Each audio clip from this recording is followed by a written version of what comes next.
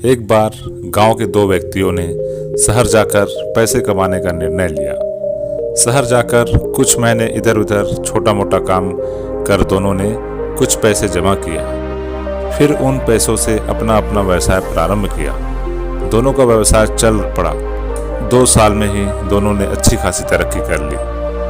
व्यवसाय को फलता फूलता देख पहले व्यक्ति ने सोचा कि अब तो मेरे काम चल पड़ा है, अब तो मैं तरक्की की सीढ़ियां चढ़ता चला जाऊंगा। लेकिन उसकी सोच के विपरीत व्यापारिक उतार चढ़ाव के कारण उसे उस साल अत्यधिक घाटा हुआ।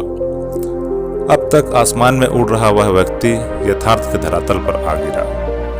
वह उन कारणों को तलाशने लगा जिनकी वजह से उसका व्यापार बाजार की मार नहीं सह पाया। सबसे पहले उसने उस दूसरे व्यक्ति के व्यवसाय की स्थिति का पता लगाया जिसने उसके साथ ही व्यापार आरंभ किया था।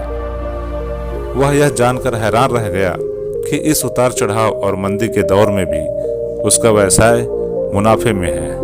उसने तुरंत उसके पास जाकर इसका कारण जानने का निर्णय लिया। अगले ही दिन वह व्यक्ति दूसरे व्यक्ति के पास पहुंचा।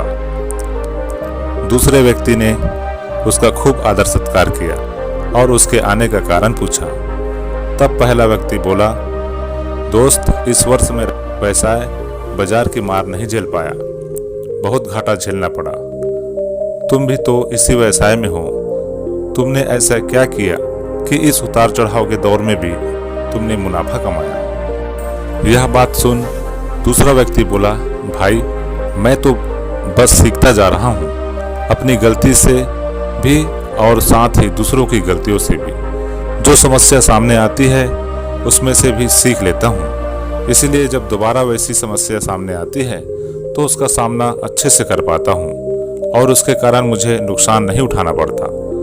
बस ये सीखने की प्रवृत्ति ही है जो मुझे जीवन में आगे बढ़ाती जा रही है। दूसरे व्यक्ति की बात सुनकर पहले व्यक्ति को अपनी भूल का एहसास हुआ। सफलता के मद में वो अति आत्मविश्वास से भर उठा था और सीखना छोड़ दिया था।